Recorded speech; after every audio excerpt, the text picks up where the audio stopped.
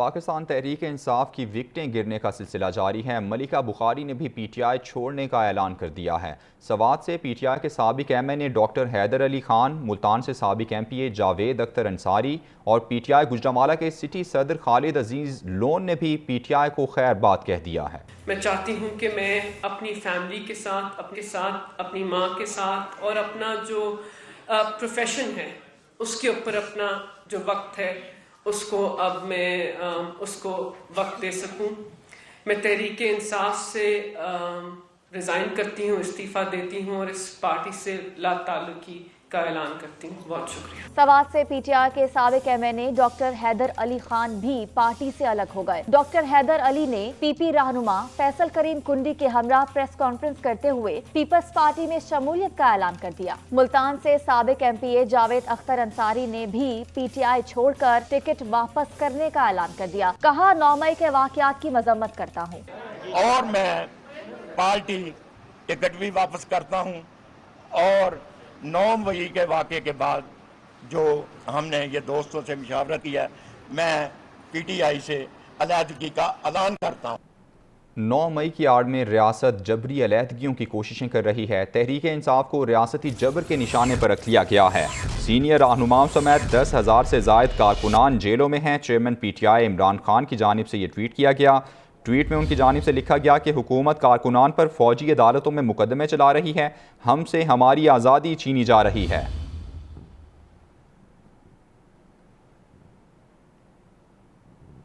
تحریک انصاف کے مرکزی صدر چودھری پرویز الہی کی گرفتاری معمہ بن گئی۔ پولیس اور اینٹی کرپشن کی ٹیم کا پرویز الہی کے گھر دوسرا سرچ آپریشن بھی ناکام رہا۔ مسلسل 8 گھنٹے تلاشی کے باوجود پرویز الہی کی گرفتاری عمل میں نہ آ سکی۔ ہمسائے کے گھر اور نجی اسکول میں بھی سرچ آپریشن کیا گیا۔ لوکیٹر کی مدد بھی لی گئی لیکن کوئی کامیابی نہ مل سکی۔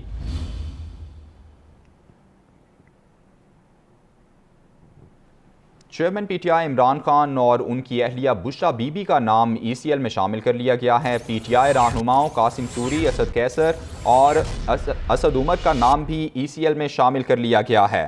ذرائع کے مطابق 70 سے زائد سابق اراکین اسمبلی کے نام ای سی ایل میں ڈالے گئے ہیں۔ پولیس کی سفارش پر تمام رہنماؤں کے نام ای سی ایل میں ڈالے گئے ہیں۔ اب یہ لوگ ملک سے باہر نہیں جا سکیں گے۔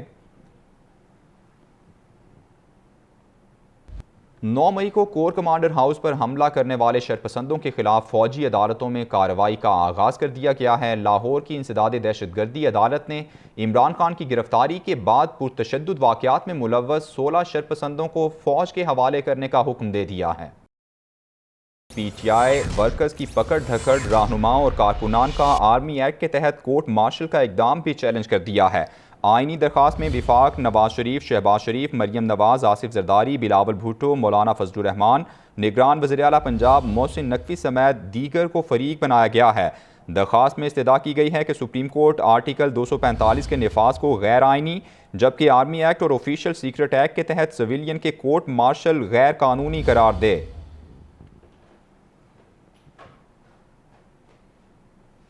چیف جسٹس عمر عطا بندیال نے آڈیو لیکس کمیشن کے خلاف درخواستوں پر لارجر بینچ تشکیل دے دیا ہے۔ چیف جسٹس کی سربراہی میں 5 رکنی لارجر بینچ آج آڈیو لیکس کمیشن کے خلاف درخواست پر سماعت کرے گا۔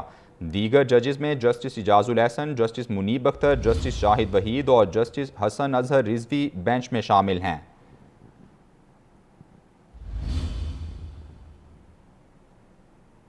Army chief general Syed Asim Munir کہتے ہیں 9 مئی کو جو کچھ ہوا وہ انتہائی افسوسناک اور قابل مذمت ہے۔ شہداء کی یادگاروں کی بے حرمتی کرنے والوں کو قوم نہ معاف کرے گی اور نہ ہی بھولے گی۔ ایسے واقعات کو برداشت نہیں کیا جائے گا۔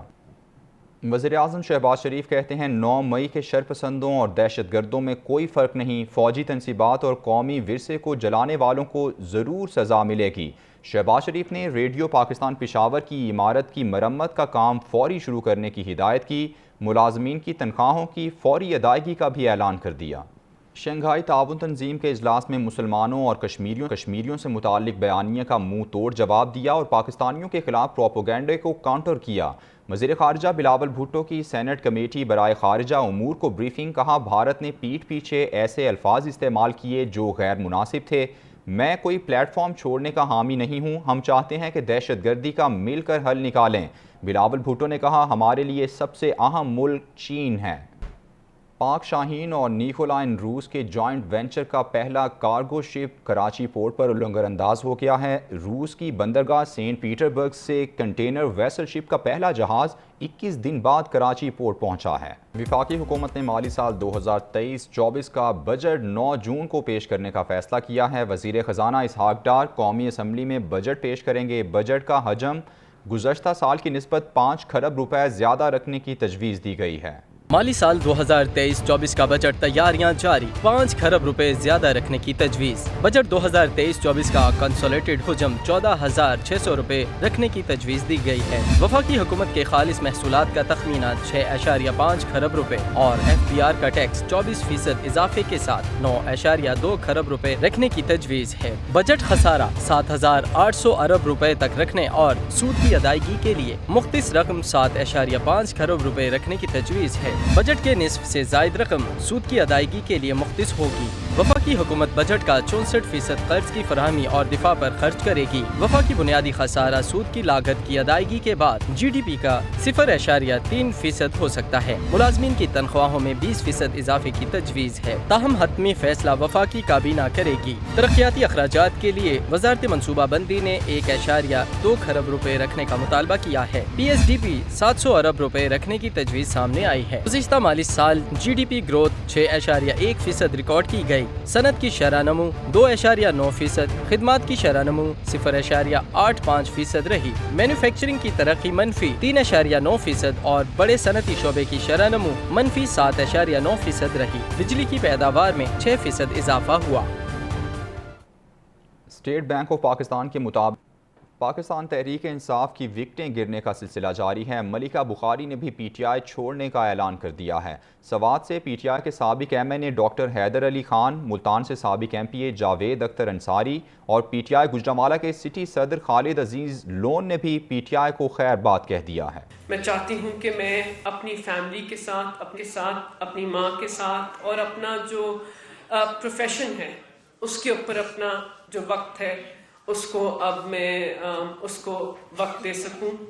میں تحریک انصاف سے ریزائن کرتی ہوں، استعفیٰ دیتی ہوں اور اس پارٹی سے لا تعلقی کا اعلان کرتی ہوں۔ بہت شکریہ۔ سوات سے PTI کے سابق MNA ڈاکٹر حیدر علی خان بھی پارٹی سے الگ ہو گئے۔ ڈاکٹر حیدر علی نے PP رہنما فیصل کریم کنڈی کے ہمراہ پریس کانفرنس کرتے ہوئے پیپلز پارٹی میں شمولیت کا اعلان کر دیا۔ ملتان سے سابق MPA جاوید اختر انصاری نے بھی PTI چھوڑ کر ٹکٹ واپس کرنے کا اعلان کر دیا۔ کہا 9 مئی کے واقعات کی مذمت کرتا ہوں اور میں پارٹی ٹکٹ بھی واپس کرتا ہوں، اور 9 مئی کے واقعے کے بعد جو ہم نے یہ دوستوں سے مشاورت کیا ہے، میں PTI سے علیحدگی کا اعلان کرتا ہوں۔ 9 مئی کی آڑ میں ریاست جبری علیحدگیوں کی کوششیں کر رہی ہے۔ تحریک انصاف کو ریاستی جبر کے نشانے پر رکھ لیا گیا ہے۔ سینئر رہنماؤں سمیت 10,000 سے زائد کارکنان جیلوں میں ہیں۔ چیئرمین PTI عمران خان کی جانب سے یہ ٹویٹ کیا گیا۔ ٹویٹ میں ان کی جانب سے لکھا گیا کہ حکومت کارکنان پر فوجی عدالتوں میں مقدمے چلا رہی ہے، ہم سے ہماری آزادی چھینی جا رہی ہے۔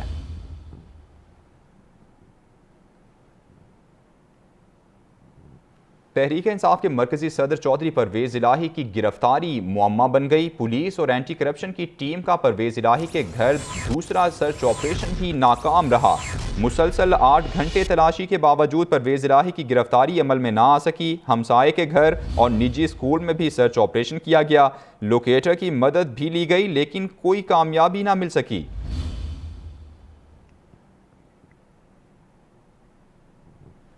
چیئرمین PTI عمران خان اور ان کی اہلیہ بشرا بی بی کا نام ECL میں شامل کر لیا گیا ہے۔ PTI رہنماؤں قاسم سوری، اسد کیسر اور اسد عمر کا نام بھی ECL میں شامل کر لیا گیا ہے۔ ذرائع کے مطابق 70 سے زائد سابق اراکین اسمبلی کے نام ECL میں ڈالے گئے ہیں۔ پولیس کی سفارش پر تمام رہنماؤں کے نام ECL میں ڈالے گئے ہیں۔ اب یہ لوگ ملک سے باہر نہیں جا سکیں گے۔ 9 مئی کو کور کمانڈر ہاؤس پر حملہ کرنے والے شرپسندوں کے خلاف فوجی عدالتوں میں کارروائی کا آغاز کر دیا گیا ہے۔ لاہور کی انسداد دہشت گردی عدالت نے عمران خان کی گرفتاری کے بعد پرتشدد واقعات میں ملوث 16 شرپسندوں کو فوج کے حوالے کرنے کا حکم دے دیا ہے۔ پی ٹی آئی ورکرز کی پکڑ دھکڑ، رہنماؤں اور کارکنان کا آرمی ایکٹ کے تحت کورٹ مارشل کا اقدام بھی چیلنج کر دیا ہے۔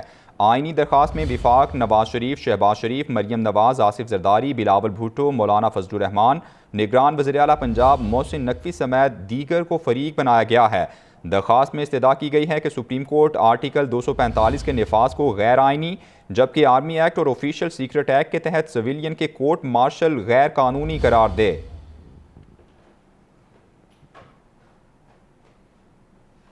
چیف جسٹس عمر عطا بندیال نے آڈیو لیکس کمیشن کے خلاف درخواستوں پر لارجر بینچ تشکیل دے دیا ہے۔ چیف جسٹس کی سربراہی میں 5 رکنی لارجر بینچ آج آڈیو لیکس کمیشن کے خلاف درخواست پر سماعت کرے گا۔ دیگر ججز میں جسٹس اعجاز الحسن، جسٹس منیب اختر، جسٹس شاہد وحید اور جسٹس حسن اظہر رضوی بینچ میں شامل ہیں۔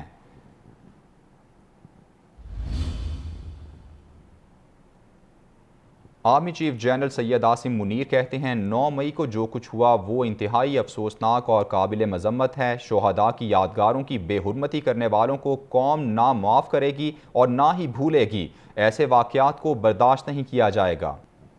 وزیر اعظم شہباز شریف کہتے ہیں 9 مئی کے شرپسندوں اور دہشت گردوں میں کوئی فرق نہیں، فوجی تنصیبات اور قومی ورثے کو جلانے والوں کو ضرور سزا ملے گی۔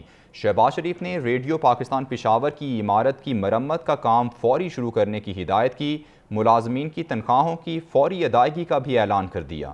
شنگھائی تعاون تنظیم کے اجلاس میں مسلمانوں اور کشمیریوں سے متعلق بیانیہ کا منہ توڑ جواب دیا اور پاکستانیوں کے خلاف پروپیگنڈے کو کاؤنٹر کیا۔ وزیر خارجہ بلاول بھٹو کی سینٹ کمیٹی برائے خارجہ امور کو بریفنگ، کہا بھارت نے پیٹھ پیچھے ایسے الفاظ استعمال کیے جو غیر مناسب تھے۔ میں کوئی پلیٹ فارم چھوڑنے کا حامی نہیں ہوں، ہم چاہتے ہیں کہ دہشت گردی کا مل کر حل نکالیں۔ بلاول بھٹو نے کہا ہمارے لیے سب سے اہم ملک چین ہے۔ پاک شاہین اور نیکولائن روس کے جوائنٹ وینچر کا پہلا کارگو شپ کراچی پورٹ پر لنگر انداز ہو گیا ہے۔ روس کی بندرگاہ سینٹ پیٹر برگ سے کنٹینر ویسل شپ کا پہلا جہاز 21 دن بعد کراچی پورٹ پہنچا ہے۔ وفاقی حکومت نے مالی سال 2023-24 کا بجٹ 9 جون کو پیش کرنے کا فیصلہ کیا ہے۔ وزیر خزانہ اسحاق ڈار قومی اسمبلی میں بجٹ پیش کریں گے۔ بجٹ کا حجم گزشتہ سال کی نسبت 5 کھرب روپے زیادہ رکھنے کی تجویز دی گئی ہے۔ مالی سال 2023-24 کا بجٹ تیاریاں جاری، 5 کھرب روپے زیادہ رکھنے کی تجویز۔ بجٹ 2023-24 کا کنسولیٹڈ حجم 14,600 روپے رکھنے کی تجویز دی گئی ہے۔ وفاقی حکومت کے خالص محصولات کا تخمینہ 6.5 کھرب روپے اور FBR کا ٹیکس 24% اضافے کے ساتھ 9.2 کھرب روپے رکھنے کی تجویز ہے۔ بجٹ خسارہ 7,800 ارب روپے تک رکھنے اور سود کی ادائیگی کے لیے مختص رقم 7.5 کھرب روپے رکھنے کی تجویز ہے۔ بجٹ کے نصف سے زائد رقم سود کی ادائیگی کے لیے مختص ہوگی۔ وفاقی حکومت بجٹ کا 64% قرض کی فراہمی اور دفاع پر خرچ کرے گی۔ وفاقی بنیادی خسارہ سود کی لاگت کی ادائیگی کے بعد GDP کا 0.3% ہو سکتا ہے۔ ملازمین کی تنخواہوں میں 20% اضافے کی تجویز ہے، تاہم حتمی فیصلہ وفاقی کابینہ کرے گی۔ ترقیاتی اخراجات کے لیے وزارت منصوبہ بندی نے 1.2 کھرب روپے رکھنے کا مطالبہ کیا ہے۔ PSDP 700 ارب روپے رکھنے کی تجویز سامنے آئی ہے۔ گزشتہ مالی سال GDP گروتھ 6.1% ریکارڈ کی گئی۔ صنعت کی شرح نمو 2.9%، خدمات کی شرح نمو 0.85% رہی۔ مینوفیکچرنگ کی ترقی منفی 3.9% اور بڑے صنعتی شعبے کی شرح نمو منفی 7.9% رہی۔ بجلی کی پیداوار میں 6% اضافہ ہوا۔ اسٹیٹ بینک آف پاکستان کے مطابق